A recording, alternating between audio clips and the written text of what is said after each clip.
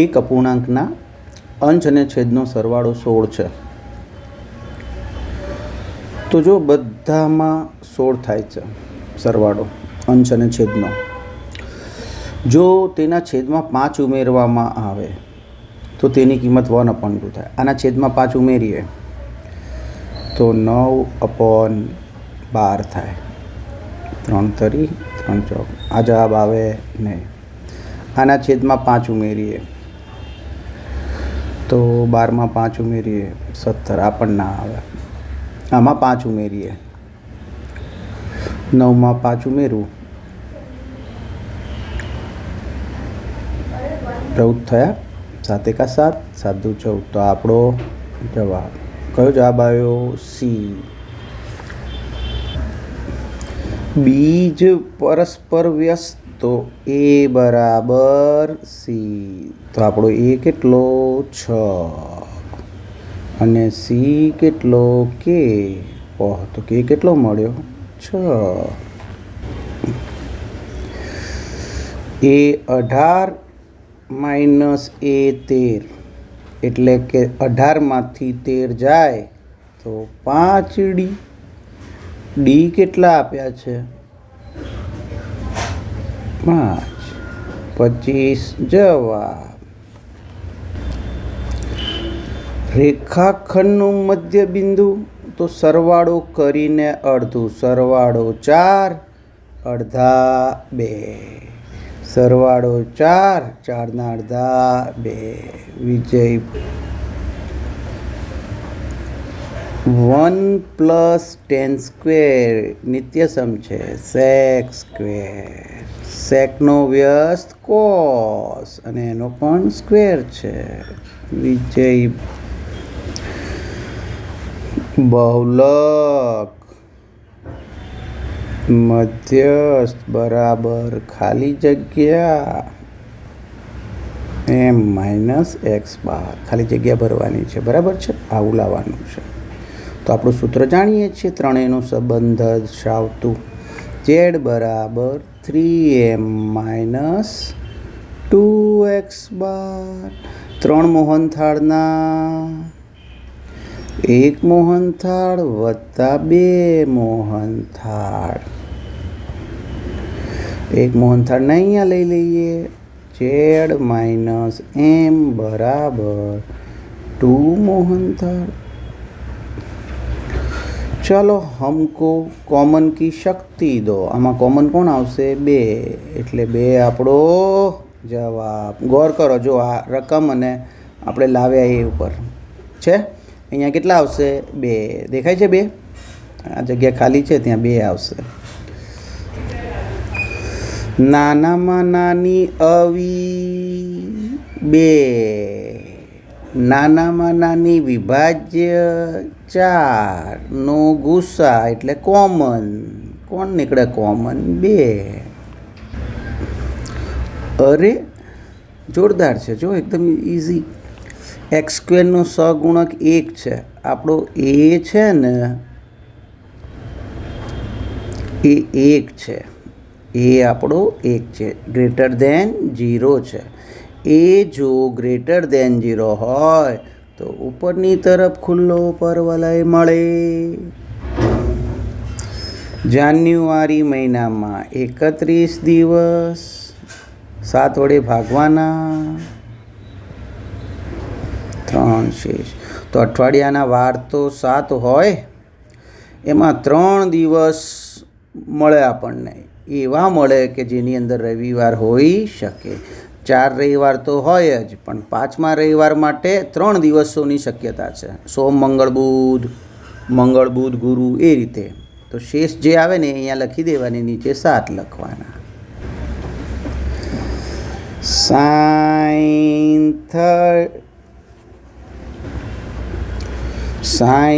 45 1/√2.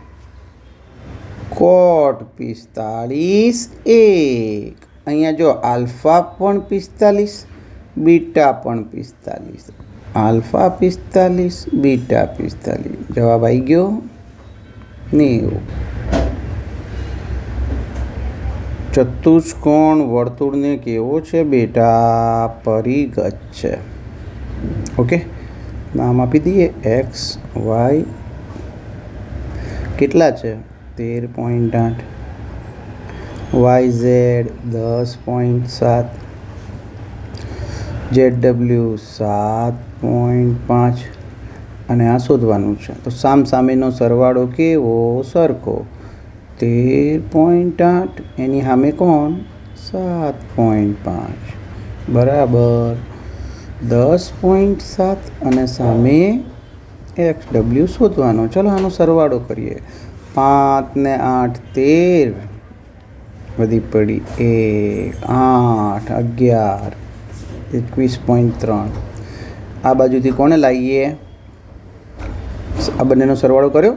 હવે 10.7ને આ બાજુ લાવી દઈએ તો આ બાજુ કોણ વધશે? XW. ઓકે,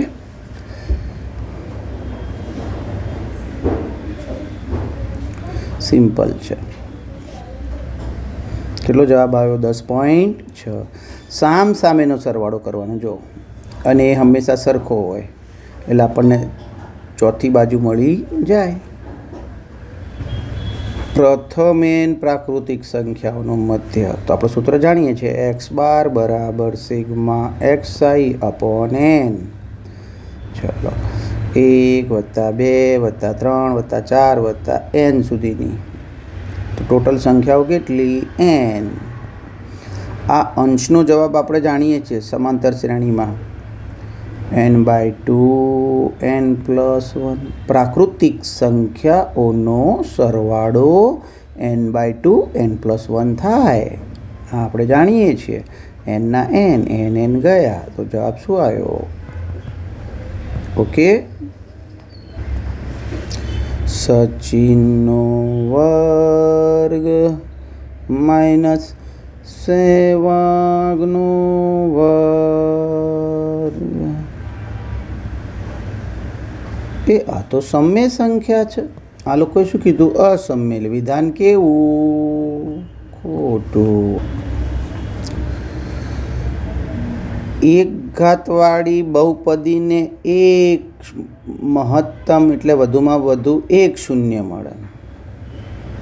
એક શૂન્ય. દ્વિઘાત બહુપદી 2 ઘાતવાળીને મહત્તમ 2 શૂન્ય મળે. 3 ઘાતવાળીને 3 શૂન્ય મળે. કેવા પણ મહત્તમ, વધારેમાં વધારે. તો n ઘાતવાળીને કેટલા મળે? n મળે. પણ અહીંયા તો n+1 આલ્યું છે. n ઘાતવાળીને કેટલા મળે બેટા? n જ મળે. આ તો ખોટો જવાબ છે. વિધાન કેવું છે? ખોટું. સર, આ સમીકરણમાં ફક્ત y જ દેખાય છે. તો x અક્ષને સમાંતર હોય? હા, વિધાન સાચું. જો એવા ઘણા બધા સમી બતાવવા, બધા x અક્ષને સમાંતર હોય. કયા અક્ષને? x અક્ષને. જો